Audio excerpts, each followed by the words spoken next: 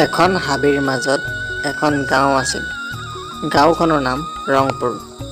সেই গাঁৱৰ মানুহবিলাকে বজাৰলৈ অহা যোৱা কৰিবলৈ সেই হাবিখনৰ মাজেদি অহা যোৱা কৰিব লাগে। বহু বছৰ আগৰ পৰা চলি আহিছে যে সেই হাবিখনত গধূলি হ'লেই ভূতে আড্ডা মাৰে। সেইকাৰণে সেই হাবিখনক ভূতীয়া হাবি বুলি কয়। বজাৰ জালেও সেই গাঁৱৰ মানুহবিলাকে অকলে যাবলৈ সাহস কৰা নাছিল।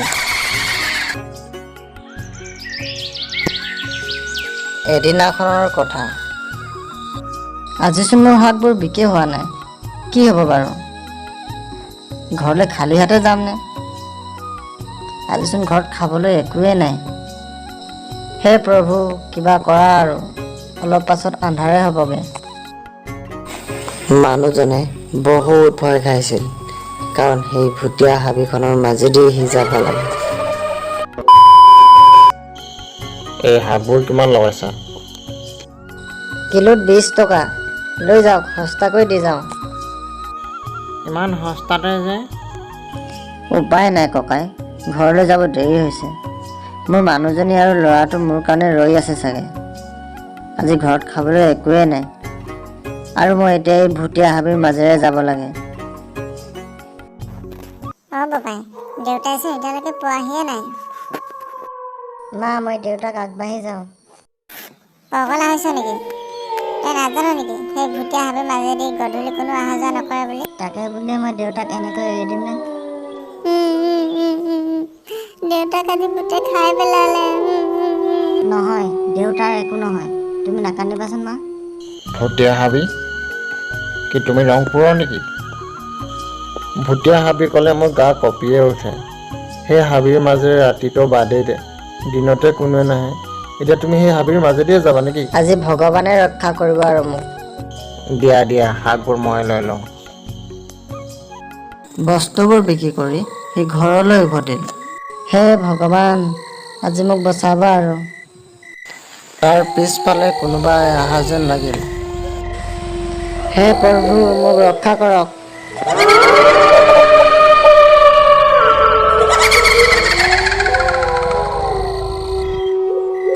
তেনেকৈ চিঞৰি চিঞৰি মানুহজন ঘৰ পালেগৈ। ঐ পানী দিয়া। দেউতাই আহিলে চাগে মা। বোপাই, দৰ্জা নুখুলিবি, ভূত হয়।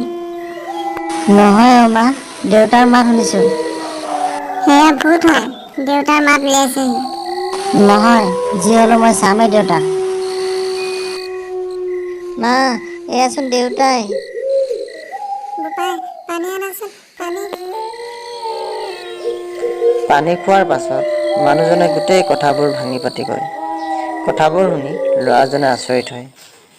কালি দেউতাক ভূতে গাত কিবা দলি মাৰিলে বুলি কৈছে। কি দলিয়ালে? ইয়াৰ আচল ৰহস্য কি? নহয়, মই জানিবই লাগিব, মই জানিব মন গৈছে। গধূলি সময়ত সি হাবিলৈ সোমাই যায়। লাহে লাহে সি ভিতৰলৈ সোমাই গৈ থাকে, আৰু লাহে লাহে চাৰিওফালৰ পৰা শব্দ কৰিব ধৰিলে।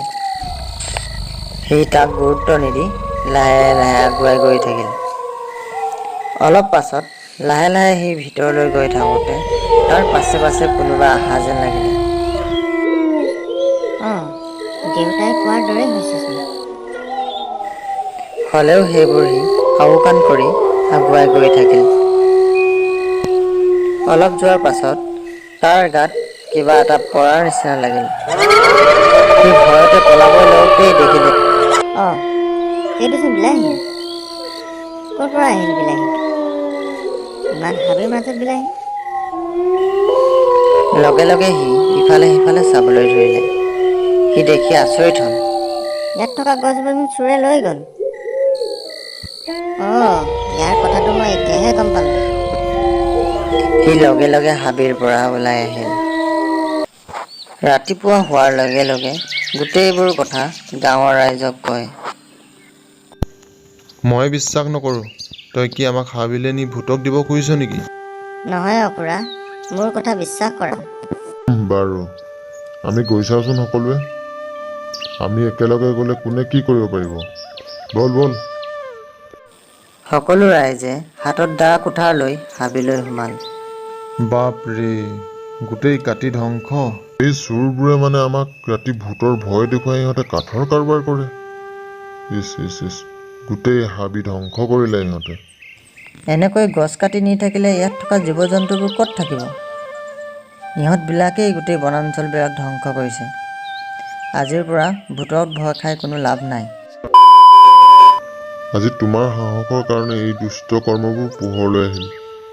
আজিৰ পৰা মানুহবিলাকে কোনো ভয় খাব নালাগে। হ'ব খুৰা, আজিৰ পৰা কোনো ভূতৰ ভয় খাব নালাগে। সেইদিনাৰ পৰা মানুহবোৰে শান্তিৰে জীৱন যাপন কৰিবলৈ ধৰিলে।